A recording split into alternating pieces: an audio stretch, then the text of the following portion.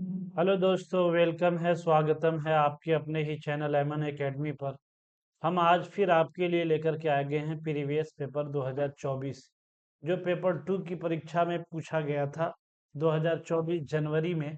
वही पेपर हिंदी का मैं आपके सामने लेकर के हाजिर हुआ हूँ। आप चाहे पेपर 1 रखे हैं या पेपर 2 रखे हैं, यानी लैंग्वेज में आपने लैंग्वेज 1 रखा है या लैंग्वेज 2 रखा है, सबके लिए ये प्रश्न पेपर, ये जो है पुस्तिका आप सबके लिए बहुत ही अहम होने जा रहा है। इसलिए आप सबसे, जो भी चैनल पे नए हैं, तो उनसे मेरी गुजारिश है कि आप जो है चैनल को सब्सक्राइब कर दीजिए, ताकि जो भी वीडियोस मैं अपलोड करूं वो आप तक आसानी से पहुंच जाए। आज के पहले प्रश्न पर चलेंगे।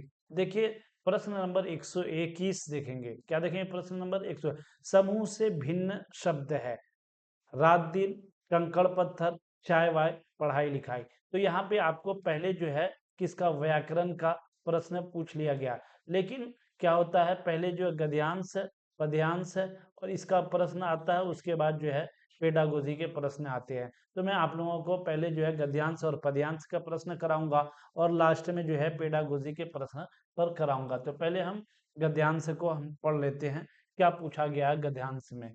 निम्नलिखित गद्यांश को पढ़कर पूछे गए प्रश्नों के सही सर्वाधिक उपयुक्त विकल्प का चयन कीजिए। देखिए, हाल ही में मेडिकल इंडस्ट्रीज के एक जानकार दावा कर रहे थे कि भविष्य में डॉक्टरों, सर्जनों की जरूरत थी कम होने वाली है। क्या है? जरूरत भी कम होने वाली है। ध्यान दीजिएगा एक एक लाइन को। एआई के जरिया, आर्टिफिशियल इंटेलिजेंस है। एआई किसे कहते हैं? आर्टिफिशियल इंटेलिजेंस है जिसे कहते हैं, उसी को हम क्या कहते हैं?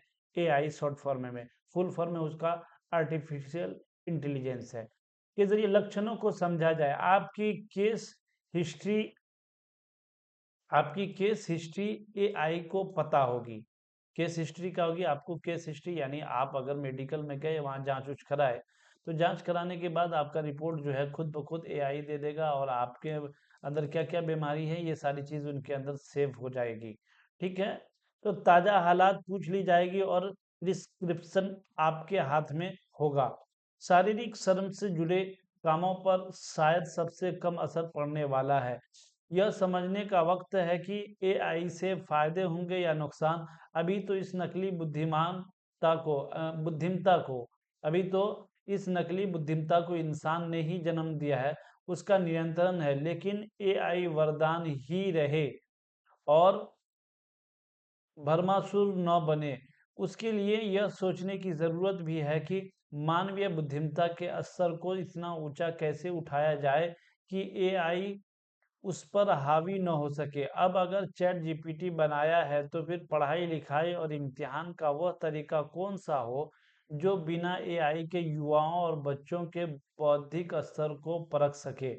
यह सवाल ऐसे हैं जिनके जवाब दे पाना मुश्किल है, पर नजर जरूर रखनी चाहिए। वैज्ञानिक को भी तय करना चाहिए कि एआई ऐसी हो जो इंसानियत फैलाने में मददगार हो। इतनी चीजें हम देख लिए। तो हम जो है अब इसी से क्या करेंगे, सारे प्रश्न के हम उत्तर देंगे। ठीक है? किससे देना है? तो पहला प्रश्न आपको व्याकरण से पूछा गया, तो इसका आप लोग तो जानते होंगे। समूह से भिन्न है, क्या है ये? समूह से भिन्न इन चार ऑप्शन में कौन सा है? यानी एक जमात से अलग है, कौन सा अलग है? तो रात दिन, कंकड़ पत्थर, चाय वाय, पढ़ाई लिखाई। पढ़ाई लिखाई भी समूह के अंदर है, कंकड़ पत्थर भी समूह के अंदर है, रात दिन भी समूह के अंदर है। तो इन समूहों से, तीनों से बाहर कौन है? चाय और वाय।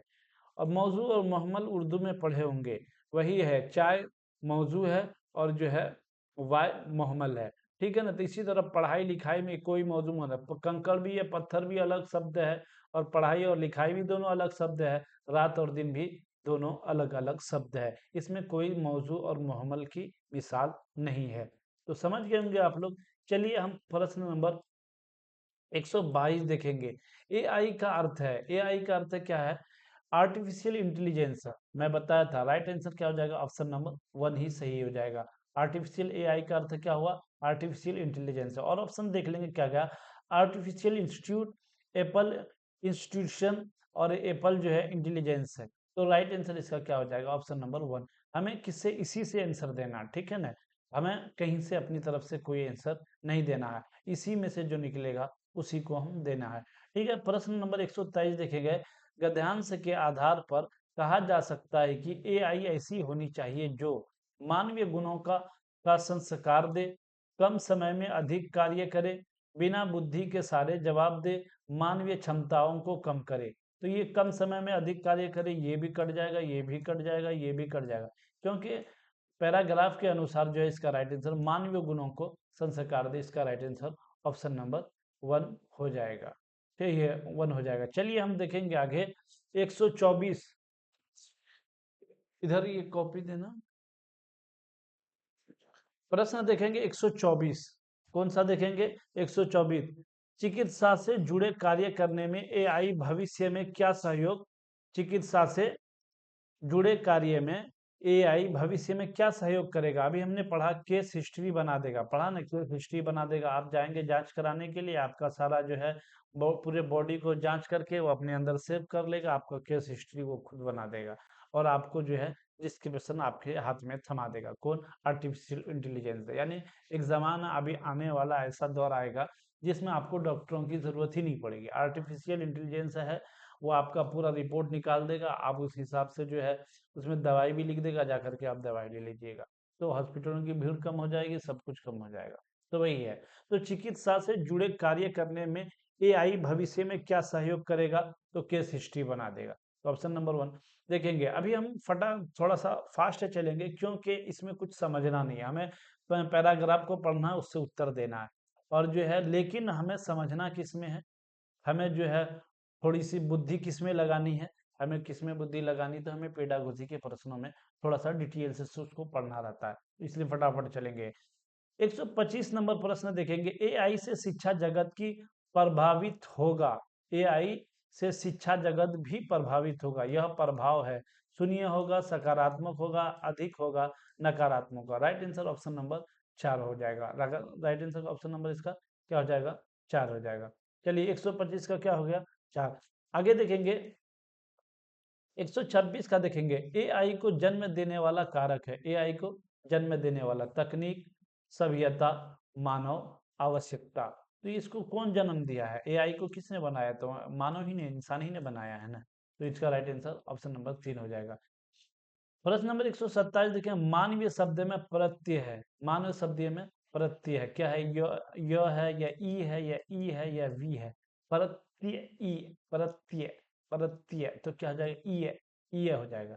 ठीक है ना, option right answer option number 2 सही जवाब हो जाएगा इसका।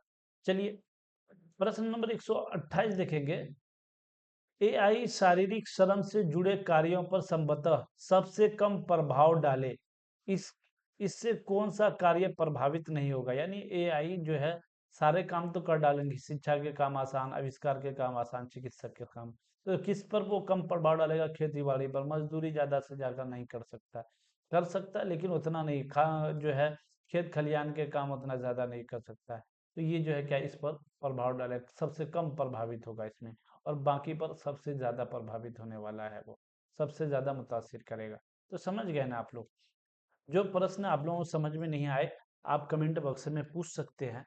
कहीं भी कोई डाउट हो, कुछ हो, आप आकर के पूछ सकते हैं। क्लासेस अच्छी लगी तो मेरे दोस्तों लाइक करते जाइएगा। चलिए हम प्रश्न, अब फिर आया आपको यहाँ गद्यांश। गद्यांश को पढ़कर पूछे गए प्रश्नों के सही सर्वाधिक उपयुक्त विकल्प का चयन कीजिएगा। 129 से 135 तक जवाब देना है इसका। ठीक है, देखिएगा। प्रश्न उठता है कि प्राण का शरीर के साथ बेहतर तालमेल कैसे बैठा कर रखा जाए?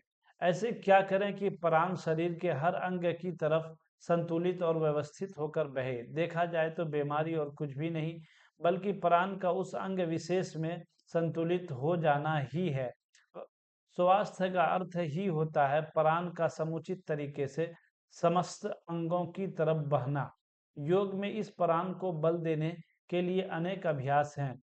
इनके जरिए हम अपने प्राण प्राण को रोज बल दे सकते हैं, और शरीर में होने वाली बीमारियों को भी रोकथाम कर सकते हैं। यह प्राण केवल हमारे शरीर की ही संभाल नहीं करता, यह मन, बुद्धि आदि प्रत्येक आयाम को जीवन देता है। चलिए ये हम गद्यांश को पढ़ लिए, इसी से हम क्या करेंगे? उत्तर देंगे। तो 129 प्रश्न का उत्तर देखेंगे हम। सवाल नंबर 129 का देखेंगे, अच्छे स्वास्थ्य का संबंध से है, किससे है? तो अच्छे स्वास्थ्य का प्राण वायु से, या योगाभ्यास से, बीमारियों के अभाव, अच्छे शरीर।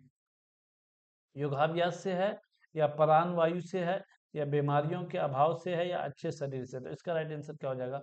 ऑप्शन नंबर 1 सही जवाब हो जाएगा। प्राण वायु से अच्छे स्वास्थ्य का संबंध है, प्राण वायु से है। ठीक है, राइट आंसर ऑप्शन नंबर 1 हो जाएगा। चलिए आगे चलेंगे, 130 को देखेंगे हम प्रश्न को। प्राण वायु को सशक्त बनाने के अभ्यास में है योग, चिकित्सक, शिक्षक और शिक्षा। भी पढ़े ना हम इसमें। प्राण वायु को जो है सशक्त बनाने के लिए कौन है? योग है। तो राइट आंसर इसका ऑप्शन नंबर 1 हो जाएगा। चलिए उसके बाद देखेंगे 131, विशेषण शब्द का उदाहरण नहीं है।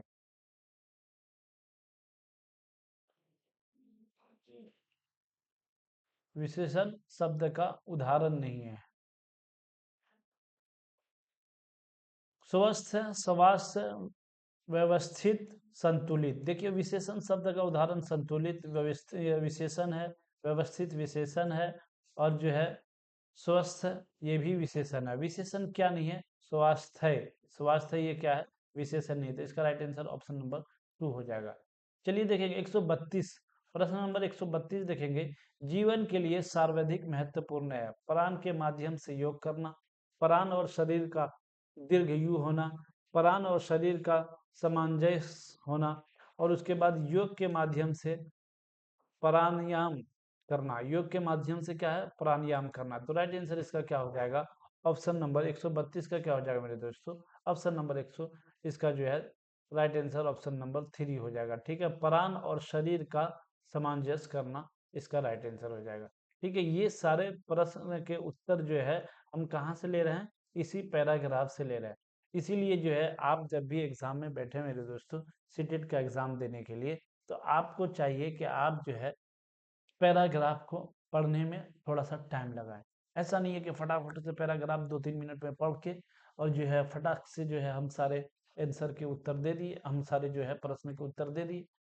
पता चला क्या होगा कि हम जल्दीबाजी में जो है, जो हमको पैराग्राफ को समझ करके प्रश्न के उत्तर देना था, हम क्या किए? जल्दीबाजी में उसको गलत लगा कर चले आए, और वही 1-2 नंबर हमको क्या कर दिया? सीटेट में फेल कर दिया। इसलिए जो है हमारा, मैं बार बार कहता हूँ, गद्यांश हो या पद्यांश है, या जो है पेडागोजी, इससे एक भी प्रश्न आपका छूटना नहीं चाहिए। क्योंकि अगर आप दोनों लैंग्वेज में 30 इधर 30 उधर, 60 नंबर इधर से ले आते हैं, तो उधर और आसान आपका मसला हो जाता है। ठीक है, चलिए 133 प्रश्न देखेंगे, प्राण वायु शरीर के हर अंग में संतुलित है, व्यवस्थित, उत्तेजित, मंद मंद, व्यवस्थित। तो क्या होगा? प्राण वायु शरीर के हर अंग में संतुलित, मंद मंद होकर बहती है, मंद मंद होकर बहती है। ठीक है ना? तो ऑप्शन नंबर इसका जो है 3 राइट आंसर हो जाएगा। चलिए हम आगे देखेंगे मेरे दोस्तों, 134, 134 से 133 का हम लोगों ने देख लिया, और हम क्या देखेंगे? 134 का। 133 का दोस्तों मंद मंद इसका गलत आंसर हो जाएगा। मंद मंद इसका राइट आंसर जो है उत्तेजित हो जाएगा, कि प्राण वायु शरीर के हर अंग में संतुलित और उत्तेजित होकर के बहती है। देख लीजिएगा यहाँ पे, संतुलित और व्यवस्थित होकर बहती है। ऐसा क्या करे कि प्राण शरीर के हर अंग की तरफ संतुलित और व्यवस्थित होकर के बहे, और जो है देखा जाए तो बीमारी कुछ भी नहीं बल्कि प्राण का उस अंग विशेष की संतुलित को जाना ही है। स्वास्थ्य का अर्थ ही होता है प्राण समुचित तरीके समस्त अंगों की तरफ बहना, समस्त अंगों के। योग में इस प्राण को बल देने के लिए अपने अभ्यास और इनके जरिए हम अपने प्राणों को बल दे सकते हैं, और शरीर में होने वाली बीमारियों को रोकथाम कर सकते हैं। यह प्राण केवल हमारे शरीर को संभाल नहीं करता, जो है यह मन, बुद्धि आदि प्रत्यय आयाम को जीवन देता है। ठीक है, तो देखिए इसका राइट आंसर ऑप्शन नंबर क्या हो जाएगा मेरे दोस्तों?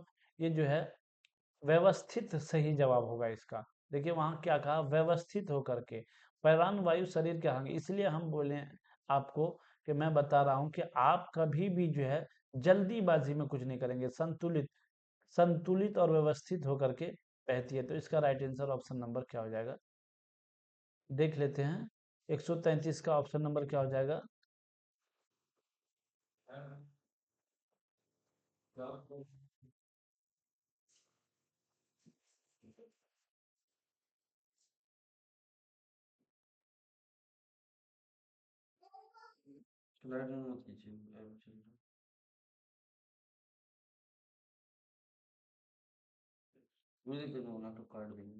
तो संतुलित होकर के बहती है। उसके बाद देख लीजिए, ये हो गया आपका 134। अब 135 देखेंगे मेरे दोस्तों। संतुलित तो नहीं है, तो यहाँ व्यवस्थित हो जाएगा। राइट आंसर ऑप्शन नंबर 4 सही हो जाएगा, व्यवस्थित होकर के बहती है। 134 का रोग का कारण है प्राण वायु का अंग विशेषण में संतुलन और योग के माध्यम से शारीरिक शक्ति घटाना, अपने शरीर की उचित देखभाल न करना, प्राण वायु का बहुत अधिक बढ़ जाना। तो इसका 134 का सही जवाब क्या हो जाएगा? 134 का हो जाएगा ऑप्शन नंबर 2 सही राइट आंसर हो जाएगा। ऑप्शन नंबर 2 इसका सही जवाब हो जाएगा। ठीक है। और 135 देखेंगे, बुद्धि में एक प्रत्यय लगने पर शब्द बनेगा, बौद्धिक, बौद्धिक और बौद्धिक या बुद्धिक। तो इसका राइट आंसर ऑप्शन नंबर 2 हो जाएगा, बौद्धिक। तो मेरे दोस्तों, हमने गद्यांश और पद्यांश के ये जो है 15 प्रश्न आपके लिए हम लेकर के आए थे। हम इससे अगले वीडियो में फिर हम आपके लिए पेडागोजी के प्रश्न लेकर के आएंगे। तो अगर आप चैनल पे नए हैं तो चैनल को सब्सक्राइब कर दीजिएगा। हम फिर मिलेंगे आपसे अगले वीडियो में। आप सबका हमारे चैनल पे विजिट करने के लिए बहुत बहुत शुक्रिया।